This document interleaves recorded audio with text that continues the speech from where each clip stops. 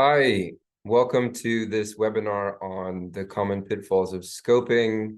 This is specifically for the VSD applications. So my name is Dr. Thane Campbell. I'm the Dean at Deep Science Ventures Education, and I head up our virtual college and the Venture Science Doctorate program that we've launched. And so today we've got hundreds of applications in so far, and we're going to be talking through the process of applications and specifically the scoping part, which is after you would have submitted your CV and your summary. If you're invited to round 2, you'll get a scoping case study from us. And so just before we sort of dive headlong into that, the Venture Science Doctorate, what is it? So the VSD is a 3-year PhD program where people can launch a science company to solve a global challenge.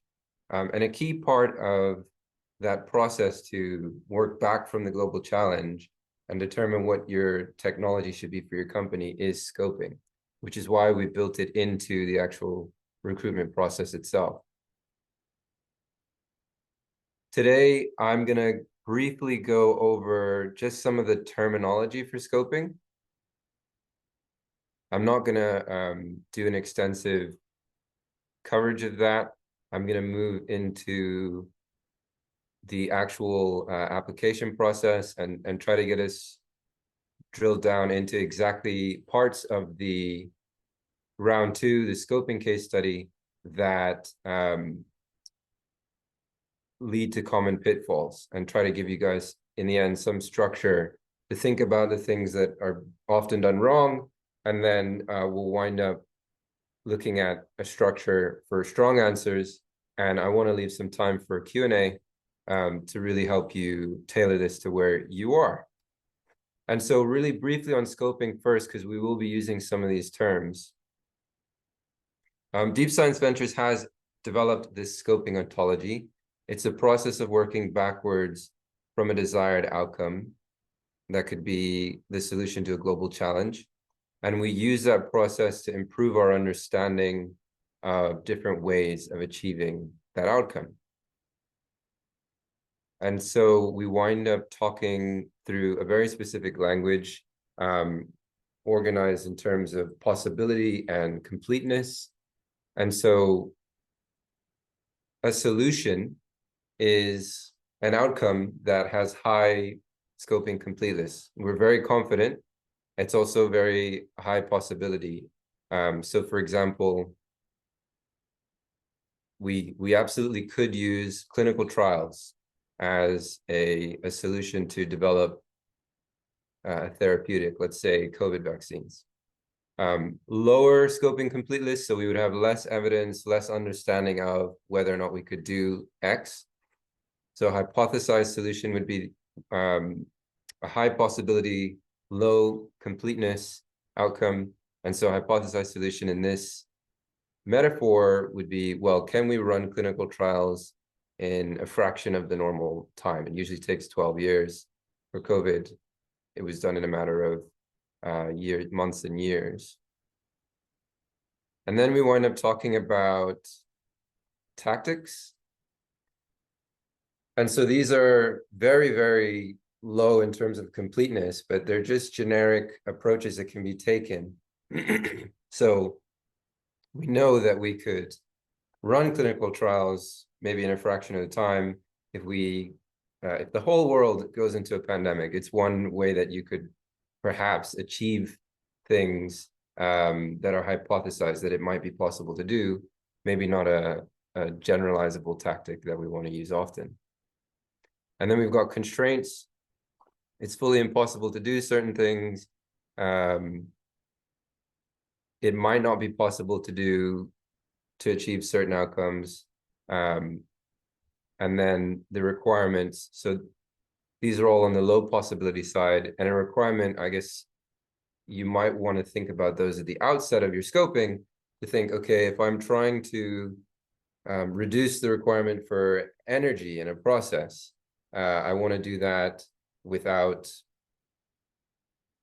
causing like a nuclear power plant to explode, or without extremely high costs to the end customer. So these are some assumptions that are built in. You probably just have them implicitly, and sometimes it's really useful to explicate your requirements. So this is some of the language. We're going to be talking a lot about hypothesized solutions and hypothesized constraints. And if you want to delve further into how we knit that language together, really to understand paths to desired outcomes, innovation road mapping, there's another webinar on this where Erini Malliaraki, who's head of our founder community at DSV, has gone through some more examples, some more of the language. And if you're in the recruitment process, if you get to round 2, if you apply to the Venture Science Doctorate, you will be able to see that video directly in our application portal, but it's also just on YouTube if you want to check it out. The title, I think, of that video is Building an Outcomes Graph. So the actual process that most of you are interested in for today is the process of using scoping in the specific format of the round 2 case studies. And those case studies have 4 questions. The first question is asking you, what 2 outcomes, hypothesized solutions for venture creation are you keen to work towards once you join the VSD, and in one or more of the opportunity areas that we're providing in that portal. And so the first question is about setting the overarching outcomes that you want to achieve. We deliberately get you to look at 2 and then pick one. The second question, for one of the outcomes you've identified, what is your understanding of the state of the art? And so you actually then, you pick an outcome, you map out what's happening today to achieve that outcome in that space. And that's commercially as well as technological advance in terms of research. The third question, from your SOTA analysis, what are the hypothesized constraints?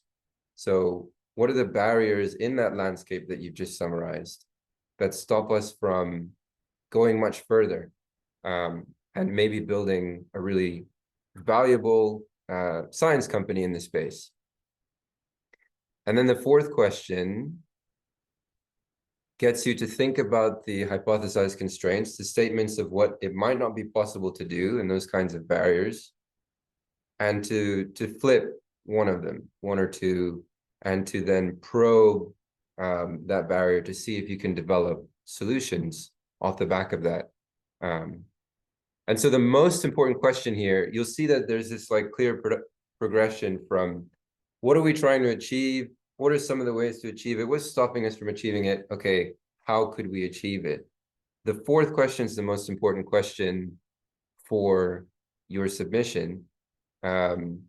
It's actually where you start to build your own outcomes graph, albeit you'll only get a few hundred words into that process.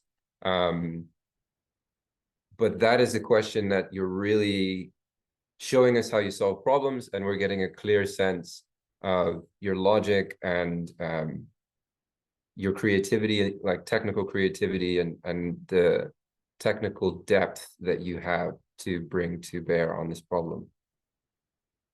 So we're going to focus today on the fourth question.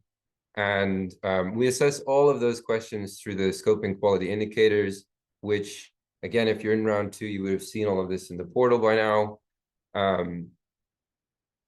The scoping quality indicators are around ambition, well-specified, quantified outcomes. They're around the clarity of your logical chains, their original thinking, and creativity. So the ability to combine existing information is less creative than actually coming up with brand new novel approaches in the space. The common pitfalls are around the first 3. Specifically, people are not often specifying very well how they will achieve an outcome, what exactly they're going to do. and what technologies and techniques they might use to get there. There are also pitfalls around the logic, and we're going to spend probably most of the time talking about frameworks of logic that we see in these answers, and hang everything else on those frameworks. And then original thinking. So sometimes there's like direct quotation of information from a book or from some thought leader in the space, and that's obviously not original thinking. So these quality indicators are there. Everyone sees them before you submit, and they're there to help you really develop a strong answer. So if we're thinking through frameworks and logical chains, I just want it to be really clear. I think sometimes it's not clear what we mean by a logical chain of reasoning. These question 4 answers start with an HCON, a statement of what might not be possible. We encourage you to use first principles questions to dig deeper into why that thing might not be possible on your path to developing HSOL. So a logical chain would give you this decision tree-like structure where the HSOL that you're choosing each time probably represents the best of a large set of other research that you've explored, and then you sort of summarize that down into a few hundred words where you navigate the best path that you've found in this tree.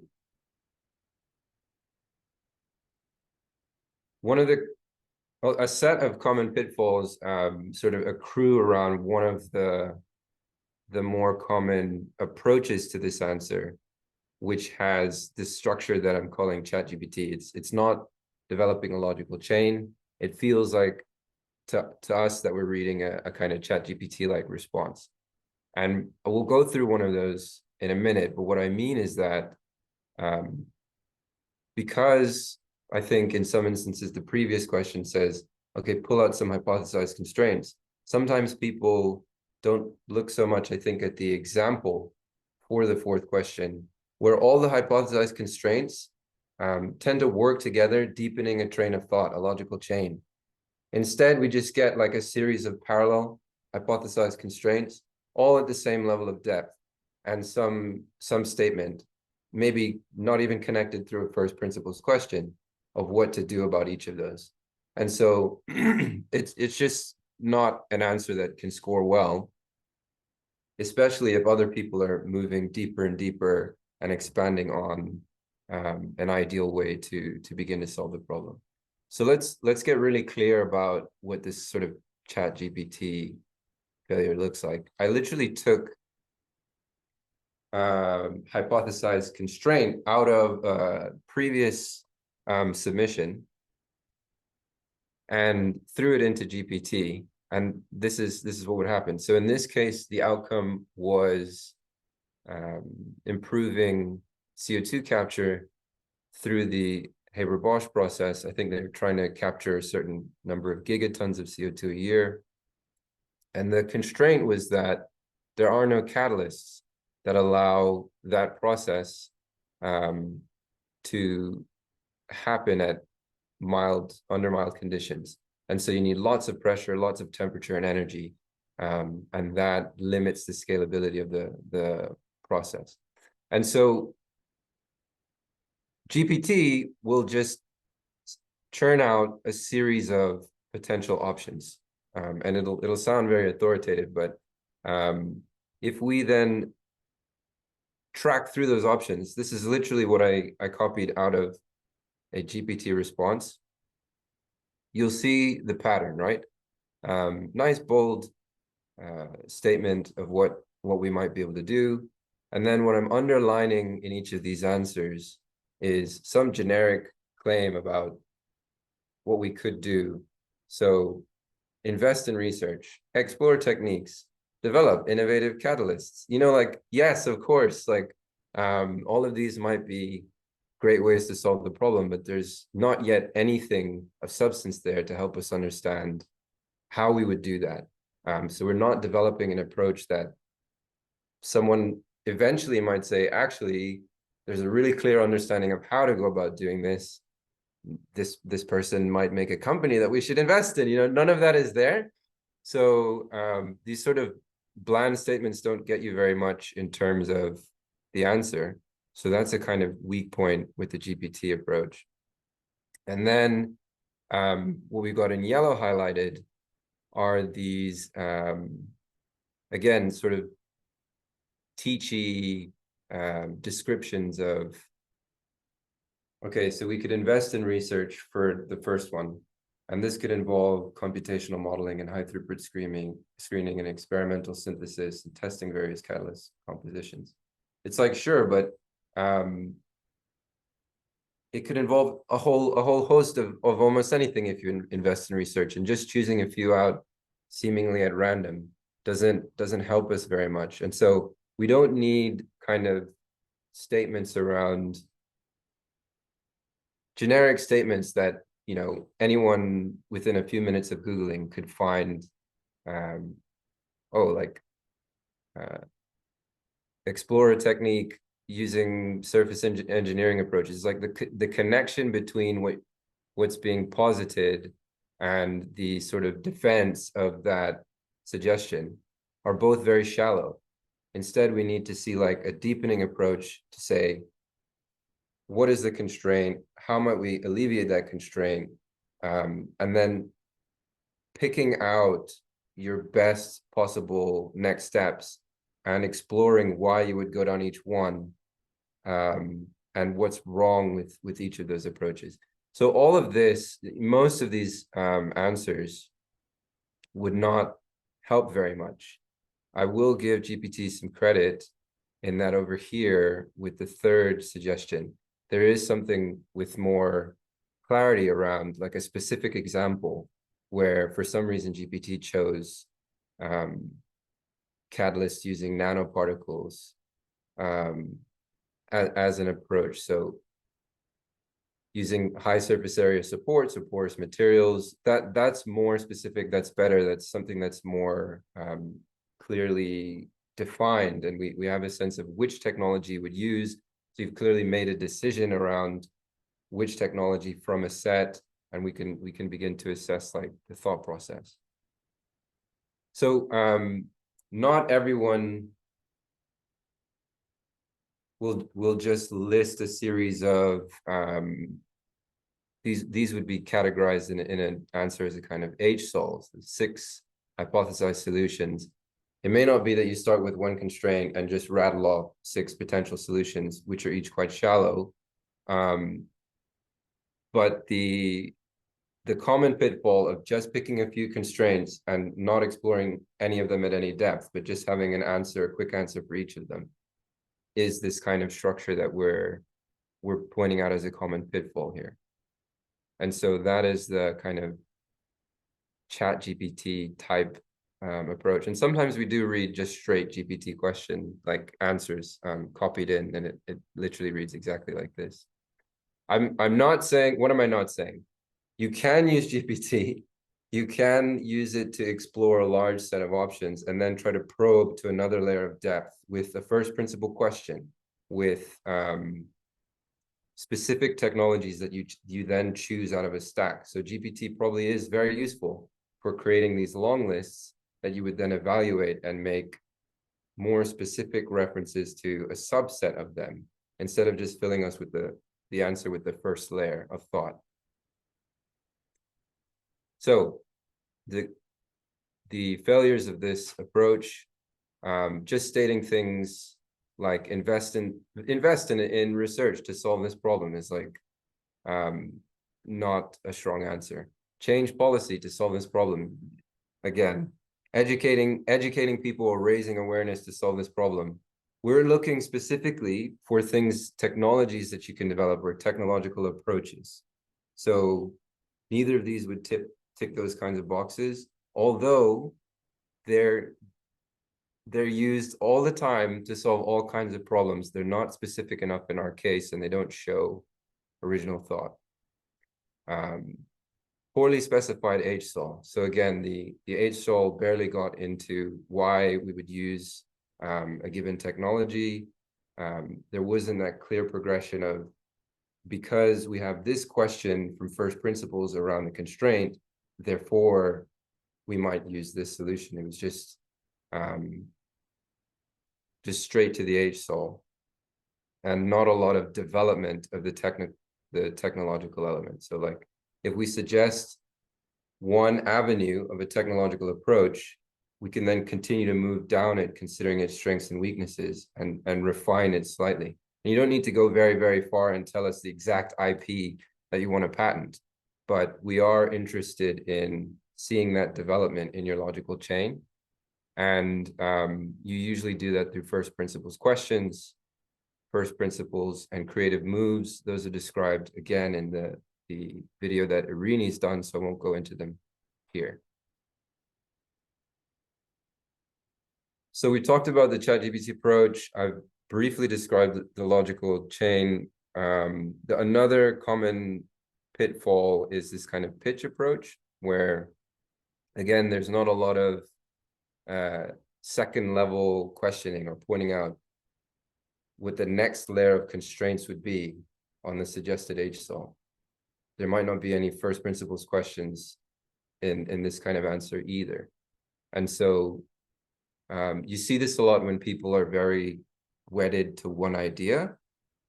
They say, oh, here's the problem, here's how we would do it, and that's a solution because of this, and it's a solution because of this and that.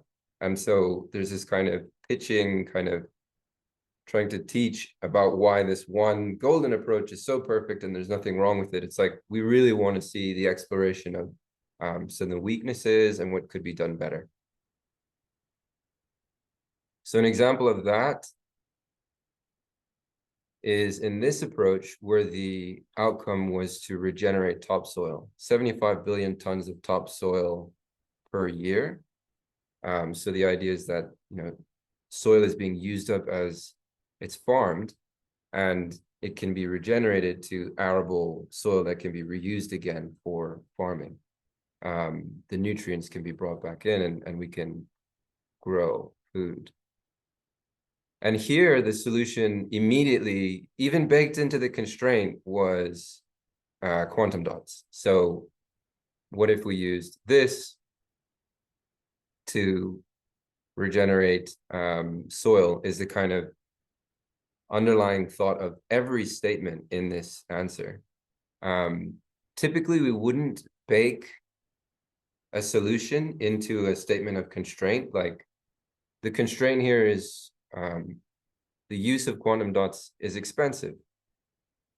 So the constraint around expense is usually, that's a decent one to pull up.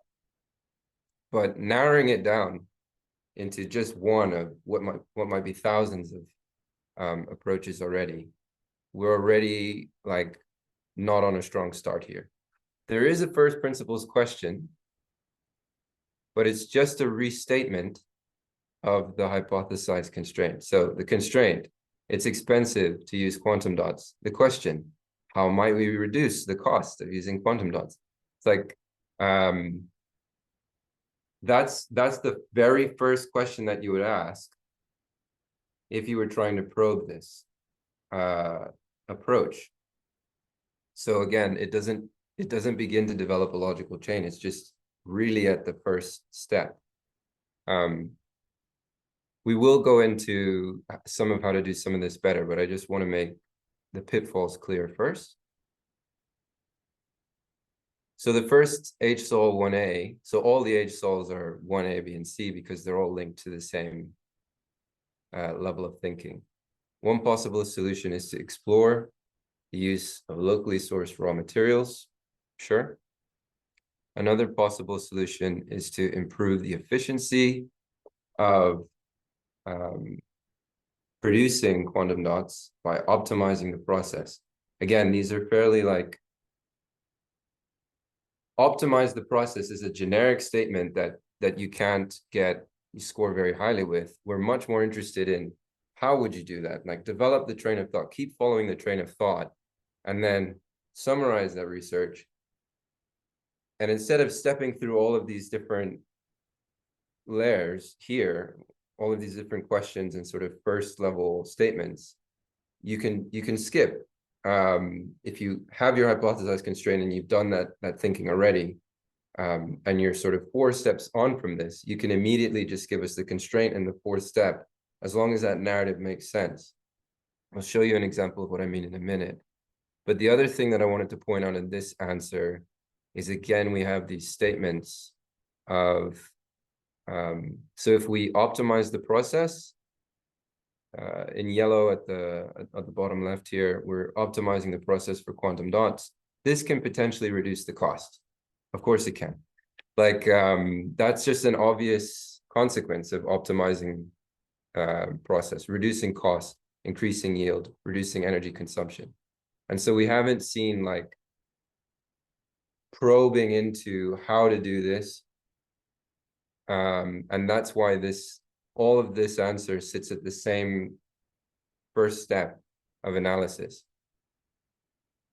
Slightly better then, and this is pulled from a different answer, one that focuses on CO2 capture and reducing energy requirement. And so what we can see is what I was alluding to just now about skipping a few steps and compressing your answer. So all of that thinking is valid. Like, here's the constraint, how would we overcome the constraint? But in this climate example, it might not be possible to reduce energy requirements for a step of CO2, for a CO2 capture process. Okay. Which energy intensive CO2 capture processes do we rely on? You see how that's moved a few steps on. Instead of going, how might we reduce energy requirements? Well, we might reduce energy requirements by focusing on the energy intensive parts of the process. Okay. Which energy intensive parts of the process do we rely on? So all of that can just be summarized in the immediate progression to this first principles question. And then there are 2 suggestions here. Obviously, this person knows the space, and thermal swing approaches and ventilation are 2 of the, so out of maybe a much longer list of energy intensive parts of the process, we pulled out 2 key ones. So we don't need to see the whole list, because we'll be familiar with the spaces that we're asking you to write about, and we'll know when you've prioritized ones that have a lot of leverage. Still analyzing this kind of pitch approach. And so one of the first things that went wrong here is the choice of the H-con. Would you immediately go to quantum dots if you're trying to regenerate topsoil? Not obvious. That if you could only pick 4 constraints, one of them would be about quantum dots. The first principles question is shallow, doesn't show a lot of thought going into the process.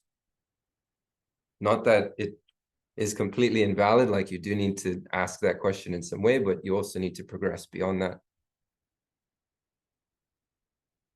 And then there's no discussion of how you would do things like optimizing the process. So are you talking about an AI model that considers all the factors and suggests to you like an optimized process?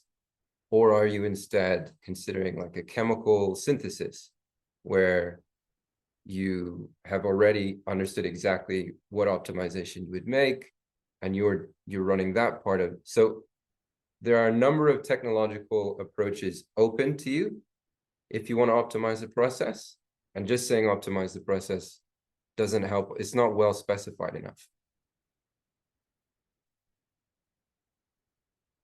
So the pitch approach, we went through how it was low on original thinking. You do see this if people are really, maybe their background is only in one technology, and they're really keen on that being the solution to solve the problem. Then they rarely question other ways to do that or weaknesses of that approach. And instead, you feel like they're trying to teach you about this great technology. And so we're really trying to encourage the opposite approach here, where you idea agnostically explore a large set of options and then make a rational decision of which option to go with, applying some decision-making criteria.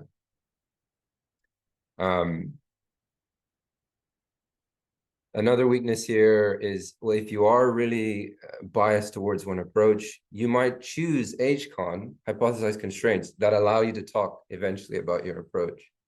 In some instances, putting the approach in the words of the HCon. So that was a bit of an extreme example, but these are some of the weaknesses there. And you run into the same issues around poorly specifying the HSOL, so not getting into technologically how we would do that, and not developing a logical chain in any great depth.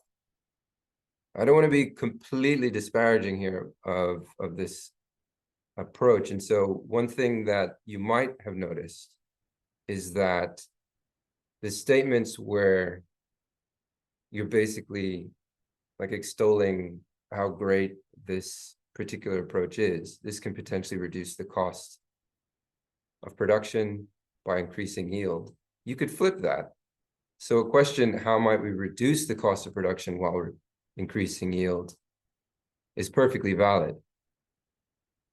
That would be a useful first principles question. And then actually, how might we reduce energy consumption? So the thinking around reducing energy consumption is great, and was even in the climate example, which is on like the portal, which is the one we were just starting to look at. So if you look at, you do the research and you have these propositions about benefits for a particular approach, you could flip, instead of adding in content that's teachy and just sort of pitching for your idea, if you think, how could that benefit be generated?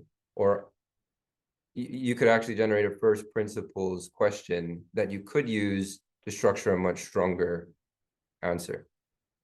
So it's not that there's nothing there. It's just a matter of exploring it through questions and trying to develop the thought process. In the kind of pitch framework, we can't score it highly. In the other framework, if you do more original thinking and develop the logical chain using these questions, we can.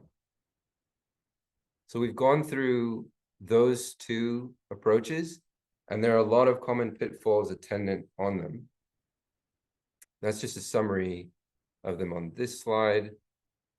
Now, I want to briefly get into what we could be doing in a strong answer. And I'm going to go in more detail through the climate example. So again, the scoping quality indicators, ambitious, well-specified outcomes, clear logical chains, original thinking, and we provide some examples of how to show that original thinking, creative moves, etc., all in the previous video.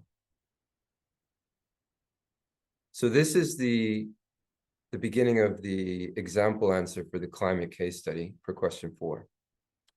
It might not be possible to reduce energy requirements. And on the right here, I'm going to track the structure of this answer, so you can hopefully get a grasp that we're moving through cycles of HCon, FPQ, HSOL. And so the question goes on to ask, which energy-intensive CO2 capture processes do we rely on? Great first principles question. It shows us how you're thinking about overcoming that constraint. There are 2 suggestions here: thermal ventilation, thermal swings, and ventilation. Those 2 are then probed further in first principles questions. So being quite systematic here, and not ignoring one of these, and raising a series of FPQs. So how might we alter post-combustion capture to reduce dependency on thermal swing approaches? Okay, it might be possible to do that by avoiding thermal swing and using pressure swing absorption.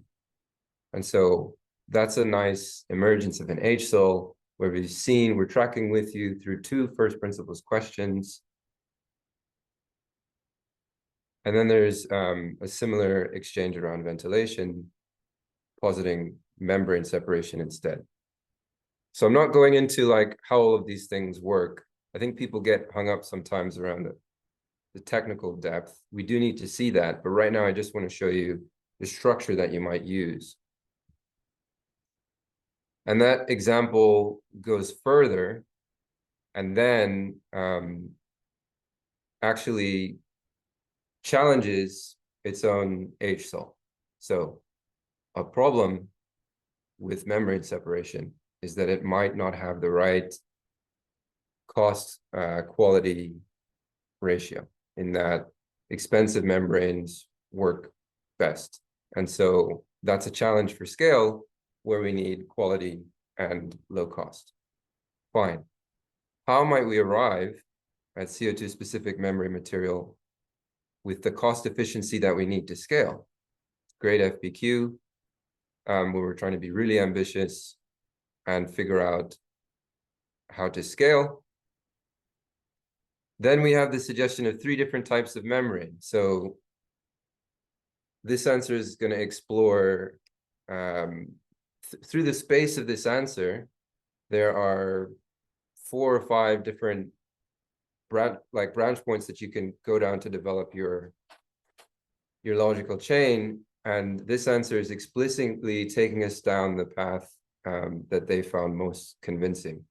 And so 3 different types of membrane sort of compared: mixed matrix membranes, graphene, and metal organic frameworks, MOFs. And then MOFs are challenged with an HCon. And there are 2 possible ways forward around that HCon. One is that MOFs are being further developed and the cost is being driven down. And so that might represent a way around that constraint. And another is that the capture efficiency of MOFs, the inputs could be cheap, right? And so you might be able to synthesize this membrane from cheaper starting materials, and that could drive down the cost. So this is the kind of structure that's really useful for us to see, where the HCon are knit together into a logical chain of reasoning, with HSOL falling out at each stage so that we can keep moving the chain forward, with first principles questions showing us why you've taken that particular HSOL as an approach, as a way forward. That's all I wanted to go through. I think that gives you a few different structures to try and avoid, but also hopefully this pattern that you can develop in your minds as you're submitting and working on your own scoping case studies. I see there are a few questions in. We are going to take questions just now, so I can flick through the chat. There's a question on emerging tech fields. What fields are we betting on for future breakthroughs, and how do we plan to keep evolving to stay ahead? I am just not going to tell you what so we use this process all the time and develop our own work internally. So you will see on our website where we're making bets, because we will publish opportunity areas and challenges, and people will then apply to be the founder who develops a company in that space. So you've seen things like industrial heat on our website, abiotic approaches to CO2 capture, etc. What big hurdles to innovation have you come across? How does DSV's strategy help leap over these barriers to get research out of the lab and into the market? Yeah, interesting question. I guess one of the big hurdles that we're talking about today is the way that research is conducted in the lab, and how it's not strictly necessary to probe,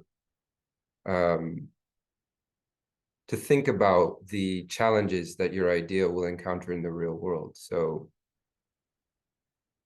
we were just going through an example to improve energy efficiency of CO2 capture. You could do research in any of those directions without having to think about what would be the most viable as a company. And so that's like a set of hurdles.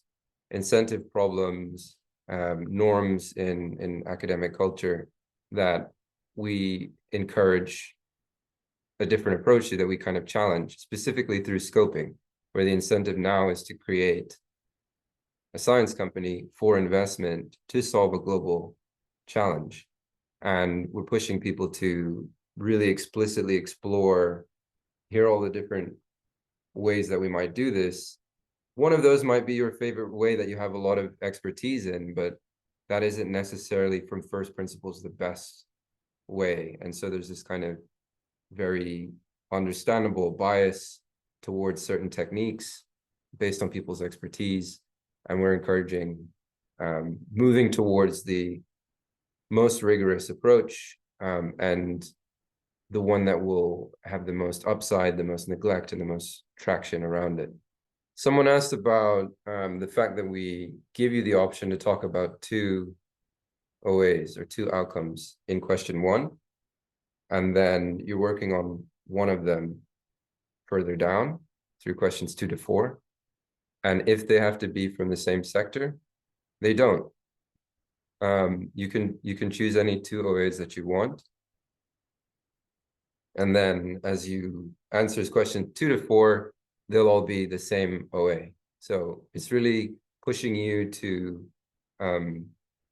create well-specified, ambitious, and quantified outcomes like you do in that first question, and giving you a chance to show us if one of your outcomes is weaker than the other, that you can write a strong outcome statement, because that really sets the tone for the rest of the work that you would do.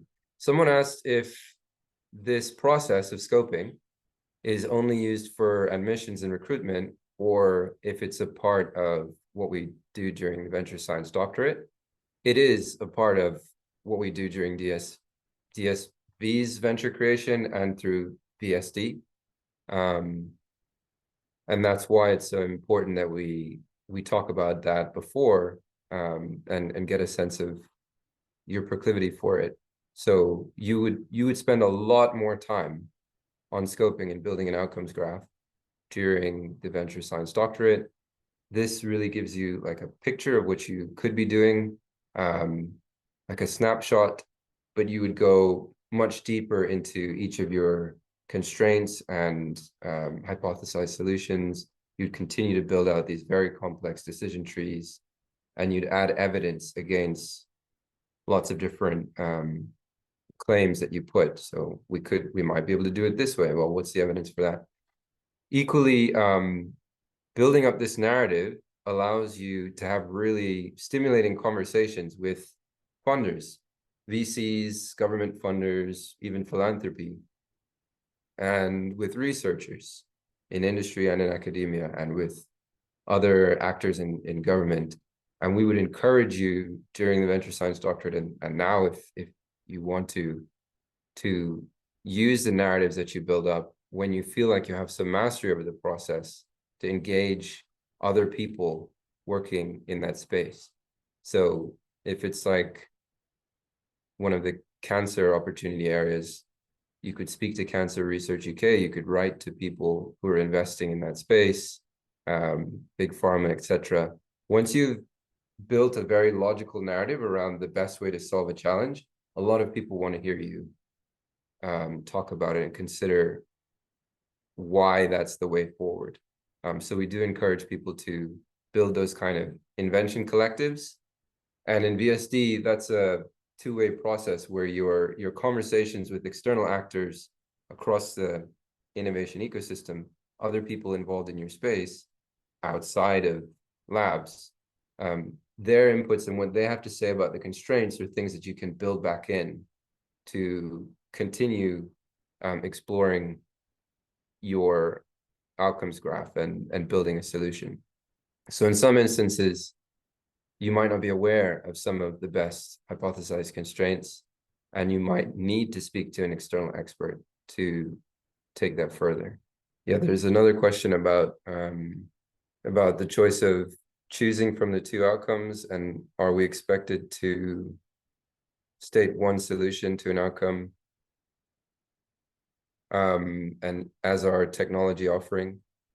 So you would explore as you go through a set of HSOLs that you developed, a bit like that last example. And you don't need to land all the way down finally on like, this is the exact technology that I would work on. You usually have to go much deeper down your logical chain to get there. Someone asked about how we generate the outcomes in the first place. We run a process of scoping. So we run our own process internally to decide on, an outcome is essentially like a hypothesized solution. And so we arrive at that through another process of scoping, where that would have started with a much broader benefit to society that we posit that we can unlock, or how might it be possible to do that? And then just having a question, you might ask yourself, like, what is the most important question in climate today, or in pharmaceuticals, or in agriculture?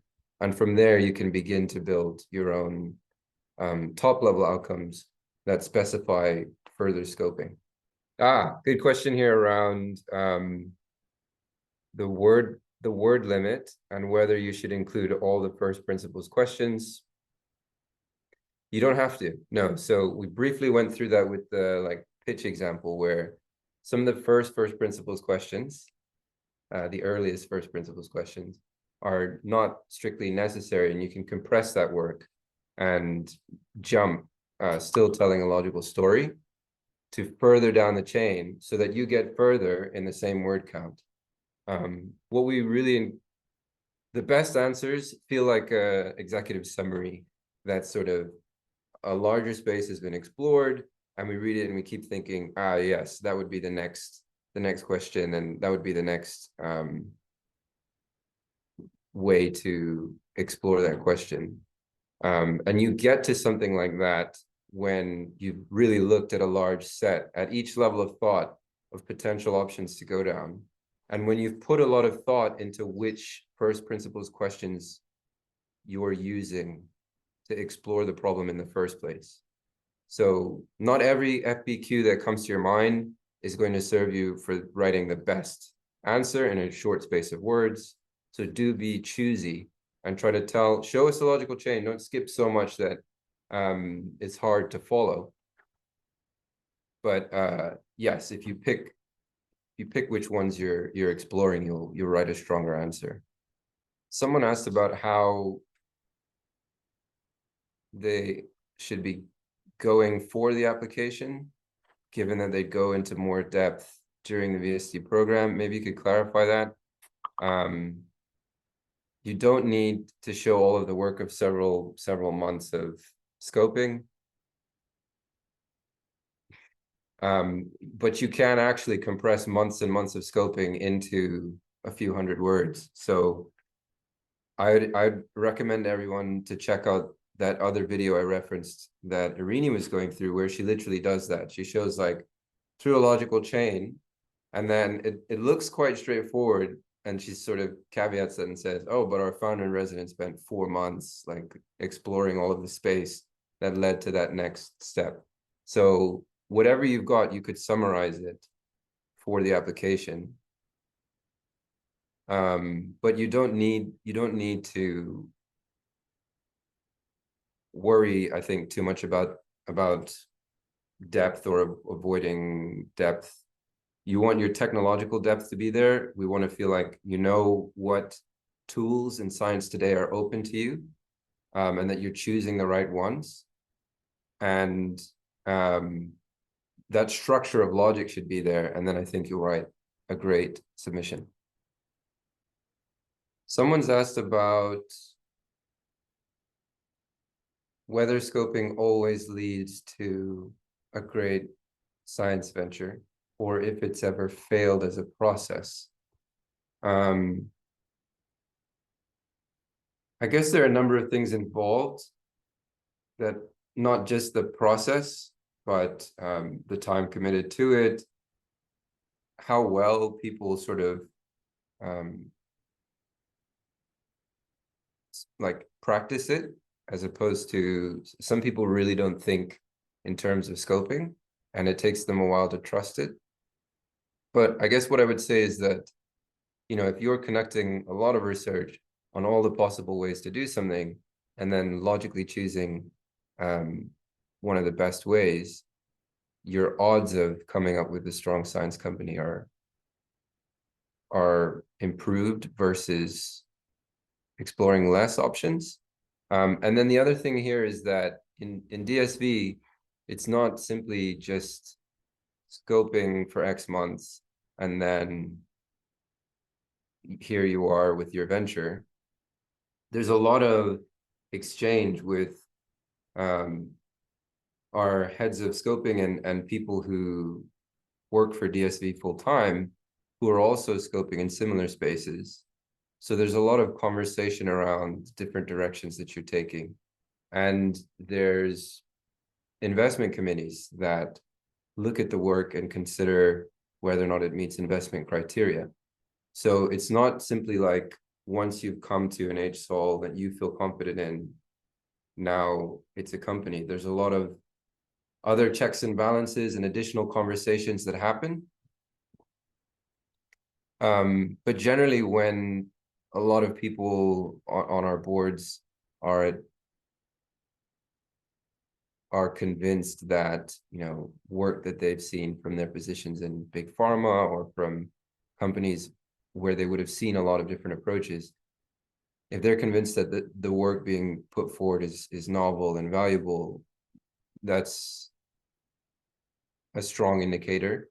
And we're willing to, at that point, with VC investment, you're increasing like the likelihood of success and trying to solve for risks. So there is no perfect process, but this is definitely one that gives us a lot of confidence in the companies that are formed. I would also say that our companies get to their next round of investment 40% faster than other VCs. So we have good evidence that the process does put you in a strong position. And we have companies being backed by the likes of Bill Gates and Elon Musk and Sam Altman. So the social proof is there that the process is one that works quite well. There's an interesting question here about how our focus on this methodology of scoping and working across disciplines leads to innovations that might not happen in a typical accelerator setting. And so how does that happen? So in a typical accelerator, people come in to a program of support, some financial support and expertise wrapped around them, maybe access to facilities that is available based on the idea that they've already created. And very often that idea, maybe they're already a company, so they're being accelerated, is based on scientific research that they would have conducted maybe in the lab setting. And so I guess I would just reiterate what I was saying around the incentives of the lab not being like finely tuned for creating a company per se, because the lab has to focus on executing and conducting research to produce publications, to produce that track record that allows for stronger grants to be applied for. And that's the kind of cycle. And so the accelerator is not usually a space where you're generating new innovations. You may pivot in an accelerator. It's usually drawing on this other linear path of innovation that begins in a position that's maybe not ideal for forming companies.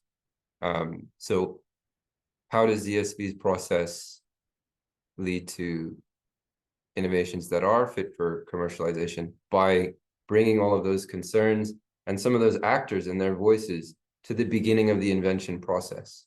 And this is how we're structuring that sort of fast forward. So we try to expose everything at its earliest stages to the commercial world and its perils and its like demands. So you might invent a technology that's superior and more energy efficient, but it just may not be distributable. Like whoever creates your parts may not be able to manufacture that part at scale. And so there are all kinds of commercial barriers, which if you guys are interested in the commercial barriers that tend to limit innovations emerging, there's great work done by William Bonvillain, or ping me and I can share that paper. But that's a great question about which environments generate which innovations. I think we are at time. Thank you so much for everyone who stayed on to the very end here, so many of you. And I hope that was useful to give you some frameworks to think about structuring a really strong answer.